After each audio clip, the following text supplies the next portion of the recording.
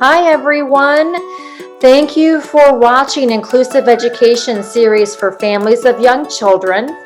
This specific topic, we're going to focus on understanding inclusion.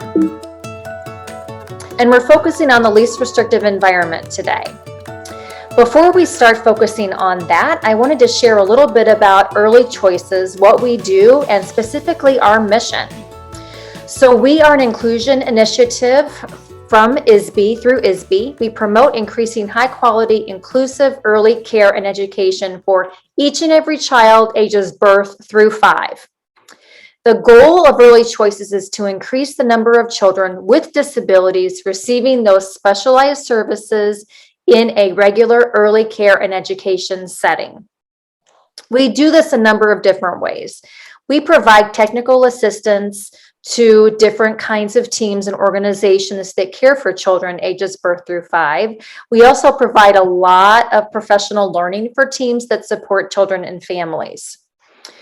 We also empower families. It's one of my favorite things to do. So families know what kind of resources they can access, where they are, and how those resources can help them best advocate for their child. And then we collaborate with a whole bunch of other early care and education entities across the state of Illinois. So the big ideas for today, I've already told you a little bit about least restrictive environment. We're going to really focus on that today. We're going to specifically talk about how least restrictive environment, or LRE, relates to inclusion. And then we also want you to know about what the law says about least restrictive environment. We know that inclusion is the right of every infant and young child to participate in a wide range of activities as full members in communities and societies. We know that inclusion brings you a sense of belonging and membership, and that it promotes those positive social relationships and friendships. In 2009, a joint position statement came out from the Division for Early Childhood and the National Association for the Education of Young Children, and they took a specific stance on focusing on inclusion and how important inclusion is for children and for families. These specific points were taken from that joint position statement.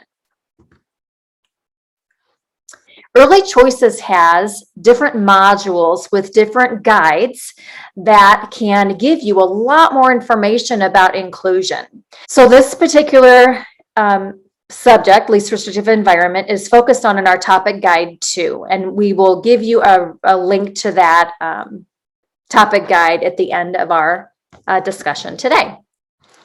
We know that least restrictive environment, when we talk about that, it's not a place, it's a group of resources and services that goes with you wherever you are.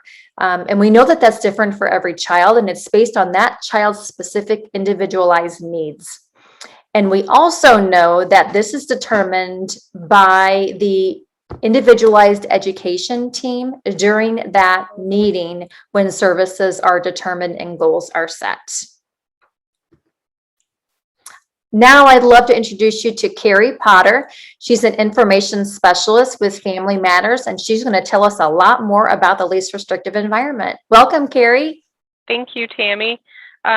I just want to thank you for joining us, and a little bit about me. I do work at Family Matters Parent Training and Information Center as an information specialist, and I am also the parent of an adult child who has been included or was included in the least restrictive environment for her throughout her school career.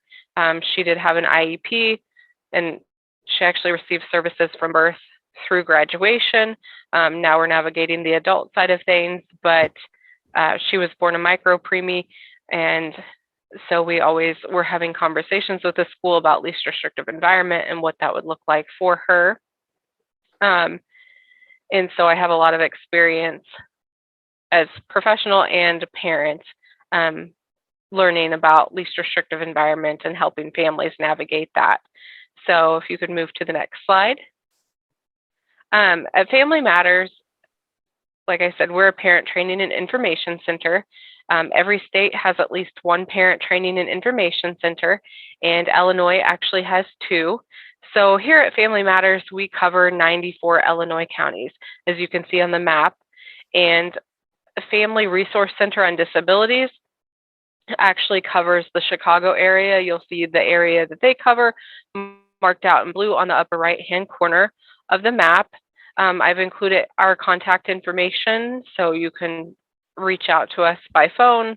We have fax and email available as well. I do want to say that Family Matters is not a legal services agency. We do not have any legal staff on hand, so any information that we would provide should not be considered as legal information. And then if you could move to the next slide. Here at Family Matters, our mission is to build upon family strengths, to empower parents and professionals to achieve the strongest possible outcomes for students with disabilities so that they can, their lives can be enhanced or their quality of life can be enhanced. It's important that families and professionals all work together and that youth with disabilities are at the center of focus of any meeting or conversation. And so, the more a family knows and the more relationships they have with professionals, stronger relationships, the better the outcome for the child. Next slide. So I wanted to share a little bit about what Family Matters, what kind of services we can provide. We do have disability-related information. We can create packages to mail to you. We can also email multiple resources to families. So if you need information on a specific special education or disability-related topic, just let us know. If there's a service that we can't provide, we are able to refer and link families to other agencies. A lot of what I do at Family Matters is provide telephone and email consultation regarding individual concerns. So a lot of families may reach out with a concern about their child's education. Maybe they think their child needs special education services and want to know more about that process and how to request that. They may contact us and then we can kind of help teach them more about the special education process. We do a lot of record reviews. So as families students are having evaluations done or having upcoming IEP meetings scheduled, families may reach out and want us to look at records, maybe evaluation results or the IEP to help them learn more about that information and help them prepare for a meeting. We also offer multiple trainings and webinars. Those can also be available in Spanish upon request. We have training for professionals and support staff.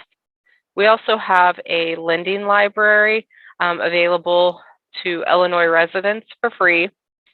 So if you want to access that on our website, you can. You could also contact us to learn more about, what would be available in there. But basically, we would send you the book that you request with a pre-addressed stamped envelope to send that back. Like I said, we can send out multiple resources, packets with information related to special education. And we also focus on self-advocacy training for youth. So we do offer a multiple types of services. Next slide. Okay. Family Matters, some of the trainings that we offer, the titles of topics that we focus on are listed on the slide here. So a lot of school and special education related trainings. We can focus on transition from high school, IEP planning and participation, transition from early intervention to early childhood. Really, there are multiple topics that we provide trainings on. And if there's something that you don't see listed, you can always tell us what you're looking to learn about, and we can try to offer that to you. Next slide. I mentioned that you can access our lending library. That would be accessed on our website. So on our website, you can look for archived webinars that are under recordings. Any upcoming events would be listed on our website, all of our contact information. And so, definitely check out our website if you're looking for more information about our services. Next slide. We also have a Facebook where we list and post upcoming events and things like that. So that's another place that you can communicate with us. You can reach out to us through Facebook Messenger as well, and somebody will get back to you. So that's another method of contact.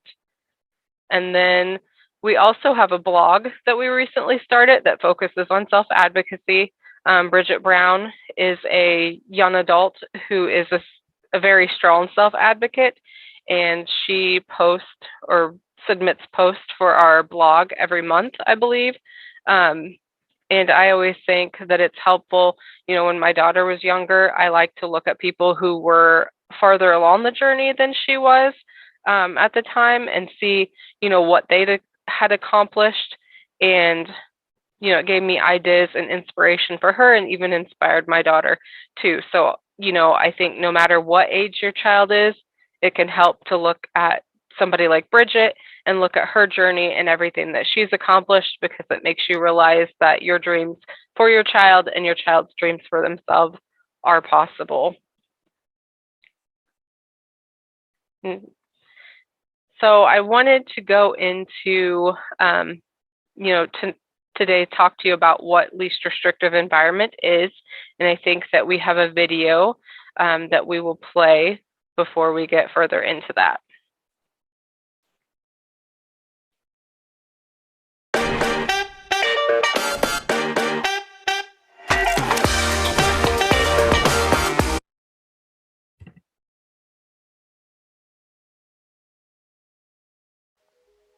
Least restrictive environment legislation has been around since the 1990s as one of the 6 principles under IDEA, for which the groundwork was laid in the 1970s.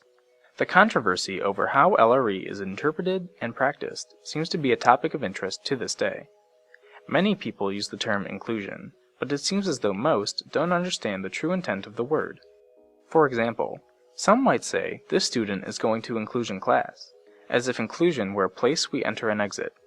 In this context, we associate the term inclusion, and therefore LRE, with just a location. In doing so, it may be assumed that if we put the student in a certain location, that they have accessed their LRE. However, the intent of the law is quite different. Inclusion is not a place. Inclusion is a philosophy, just as LRE is not a place, but a package of supports and services that include elements of a setting, materials, accommodations, and personnel. Both LRE and inclusive philosophies are a foundation in the structure of best practices that ensures that all learners have access to meaningful education. The continuum of LREs is as vast as the needs and skills of the learners we teach. Each student needs individualized consideration for LRE based on his or her unique strengths and needs. Remember, LRE is not a place, but a range of services and supports that should be provided in general education settings as often as possible. Imagine a backpack containing all of the IEP team-determined supports and services which a student can carry with them throughout the day. A student's supports and services package is individualized and includes their specific accommodations, modifications, tools, materials, and personnel. As the student transitions into and out of settings throughout the day, they should have this imaginary backpack with them no matter where they go. Ultimately, LRE determination should be made with these supports and services in place before moving to a more restrictive LRE. There are several critical elements in successful implementation of LRE, including IEP teams that decides LRE on a case-by-case basis, matching LRE with each learner's strengths and needs, use of universal design, differentiation, and assistive technologies, strategic use of all staff, paraprofessionals who are trained as independence coaches, and administration that build inclusive philosophies district-wide by modeling and expecting the use of people-first language and by providing time for collaborative planning practices that integrate content, function, and supports and services. Acceptance, belonging, participation, worth, and dignity. Isn't this what we want for all people? Modeling inclusive practices in youth paves the way for adults who value all people for who they are and the uniqueness each person brings to our society, workplace, and community. If we want better outcomes for individuals with disabilities to work and live side by side, we need to build the understanding early in life that each person has a unique set of needs that they bring with them everywhere they go. Two people completing the same job could use different methods and materials and still accomplish the same end result. Wouldn't it be nice if this were just the norm?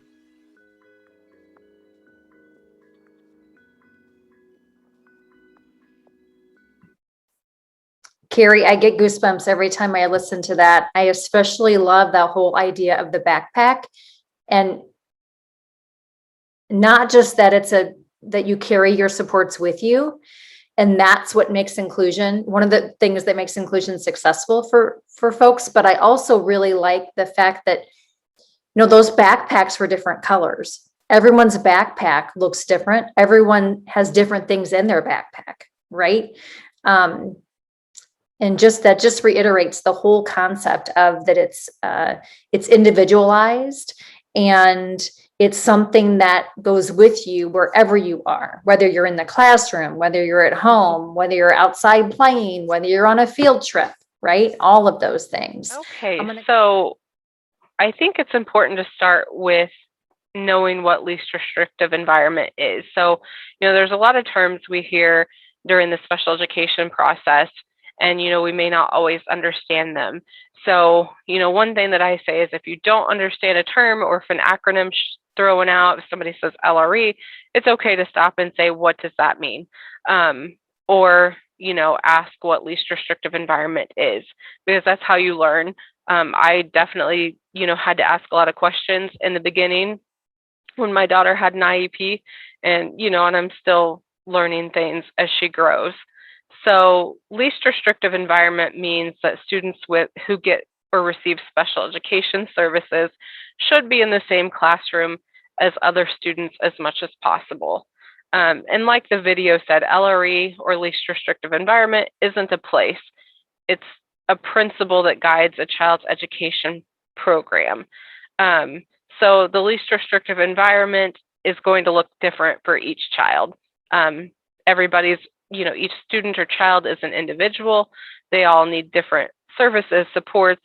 So every IEP is going to look different, and the least restrictive environment determined for each child should be individualized to their unique needs.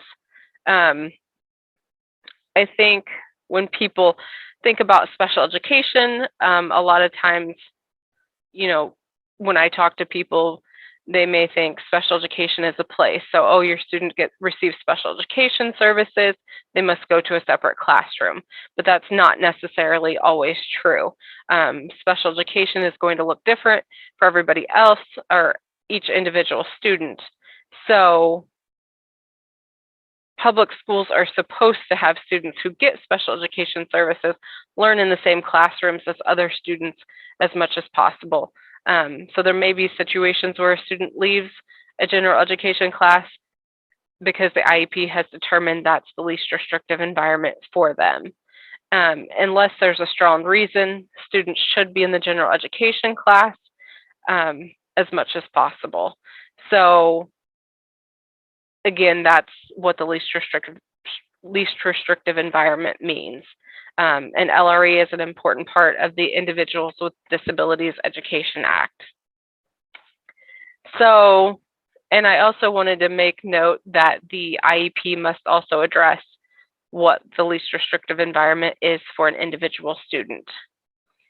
So I think that when least restrictive environment comes up, sometimes other terms or words may come up, and there can be some confusion to which words mean what. I don't think we hear it so much anymore, but I'll mention it because it may get brought up at some time. But when I first kind of entered the special education world, mainstream was a term that was brought up a lot. I don't hear that really anymore, but you do hear the term inclusion a lot. So we did kind of want to focus on how does least restrictive environment relate to inclusion. And I think sometimes people may think that those terms are all the same, but there are differences. So, if you think of a mainstream classroom, that would be a general education classroom. And mainstreaming means putting kids with an IEP into that general education classroom for some or most of their day.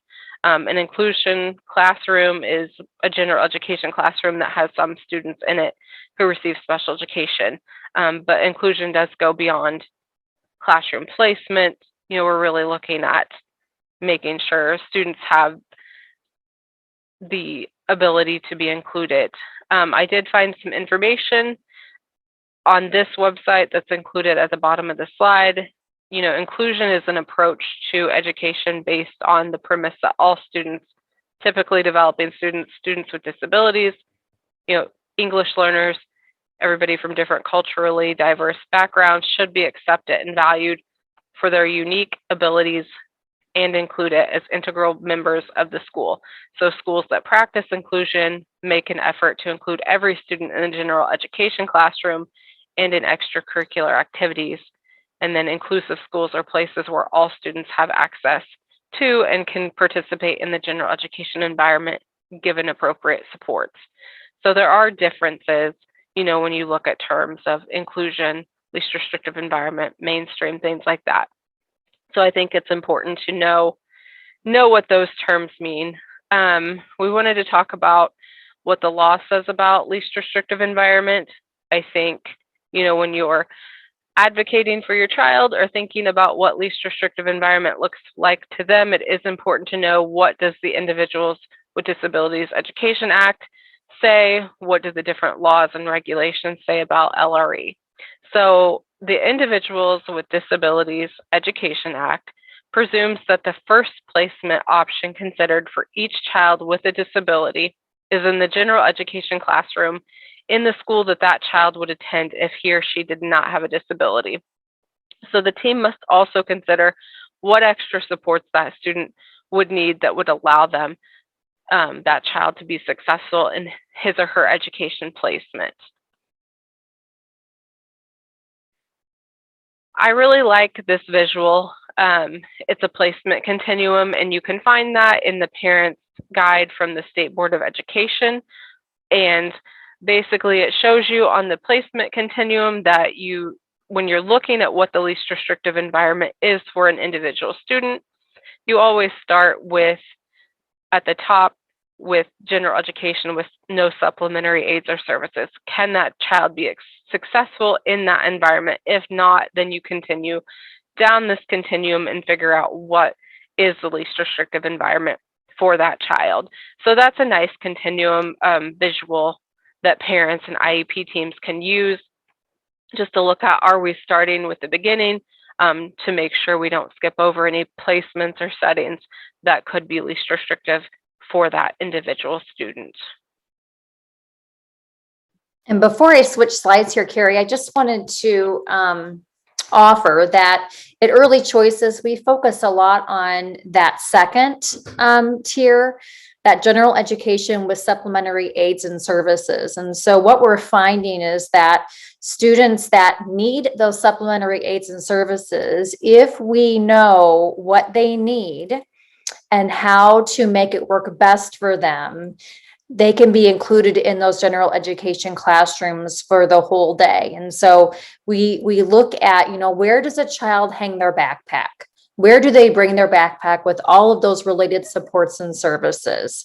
And if we have the right contents in the backpack, that can be provided in that general education setting. Right. And I do think we focus on that area a lot too, or that second place on the continuum. There are so many ways to provide supports to students. I know with my own child, we focused on that a lot. What supports and services can be brought to her in that general education setting, with technology, different apps and technology. A lot of my daughter's needs could be met in that setting. So it's really having a conversation too. And a lot of times I would say, okay, if this isn't working, then let's look at, what's something else that we haven't tried that may, be beneficial to her to keep her in that setting. So I think there are just so many different types of services and supports that can be put into place in that setting. Absolutely. And I love that you said, if that's not working, if what we tried or are trying isn't working, what else can we do, right? It's not just one thing.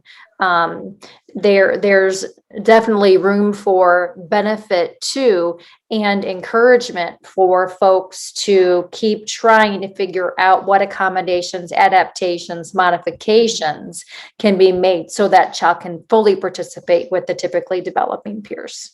Right. And I think another question that is important to ask is, if we don't know the answers, because we're all lifelong learners, we're always learning. I always said, I don't have all the answers. This is the first child I'm raising and having to learn all of this about and how this applies to her. So if I don't have the answers, or, as a school, you haven't, had to meet these unique needs in this setting before, who can we reach out to ask? Because somebody somewhere has done this before. So who can we use to provide us resources? And that always seemed to help too. But just knowing what questions to ask sometimes, and just saying, just because we hit a roadblock or stumbling block doesn't mean that placement necessarily has to change. Absolutely. Thank you. I've called you multiple times. Yes. Okay, so I think another important thing to know is what the federal regulations say. So in Federal Regulation 34 CFR 114, it says, to the maximum extent appropriate, children with disabilities, including children in public or private institutions or other care facilities, are educated with children who are non-disabled. So the regulations are telling us it is important for students or children with disabilities to be included with non-disabled peers. I did provide a link to where you can find that federal regulation, but I think, again, it's important to know what the regulations or IDEA says, just so you have that background information. Next slide. Okay, so a student with a disability should not be removed from education in age-appropriate regular classrooms solely because of needed modifications in the general education curriculum. And that's according to Federal Regulation 34 CFR 116. So again, we were just talking about how accommodations and modifications can be provided in that general education setting. And the federal regulations do back that up with saying, students shouldn't be removed just because they're needing modifications in that setting. So, like we said, there are multiple different things that can be provided to a student. In high school, my daughter was learning Romeo and Juliet. So we really used a lot of Sparks notes, Cliff's notes, things like that simplified the language to where she could still access that, learn alongside her peers. She gained a lot of knowledge and information about that lesson. She maybe just approached it in a different way. So, there's never a lack of resources. It's just, I think, really about having conversation and knowing as much as you can about least restrictive environment, what the regulations say, and what ways to approach conversations with the IEP team. I love that you were able to do that and did it successfully. This also reminds me of kids and children in preschool, and even children that might be receiving early intervention services if they're going to another location outside of the home during the day and receiving those services. It is so simple to make modifications to the curriculum, to lesson plans. And as parents, we know our kids the best. So we are a very important team member in determining what kinds of things can be made. So we encourage you to figure out what kind of curriculum is being used where your child attends school, or the center they're attending, the childcare they're attending. And figure out, make sure you learn about that and offer suggestions on what works for your child at home, because many times what works for them at home is going to work for them at school. Yeah, I definitely agree. And I think one thing that, you see a lot now is services being pushed in. So I think speech, occupational therapy, any type of related service, a lot of times students may be removed from the classroom for that, but I think there are a lot of times with least restrictive environment, where you look at those services being pushed into the general education classroom, or even co-taught settings where a student may not be removed from the class with those supports. Again, that backpack traveling with that child and them having the supports and they need and having access to that throughout the day. Absolutely. More and more folks are using those related services embedded in the routines of the classroom or setting that the child is in. And that is good for not only that child, but it's also good for the other caregivers that are providing the support when that related service provider or therapist is not there, right? So important, so important. We love this visual, right? It takes a team. As a family member, you are a very important part of that team. We know that inclusion is about always being together, always participating, always being supported in the ways we need to be supported, always learning new things, and always feeling and being welcomed. At Early Choices, we invite you to follow us on social media for all things inclusion. We do have a website, we have a Facebook page, we have Instagram, and we have a YouTube channel full of lots of videos for parents and for other educators. And you can follow us at earlychoices.org. Our website, where you can access those modules, specifically the one that we targeted today regarding least restrictive environment, can be found at www.eclre.org.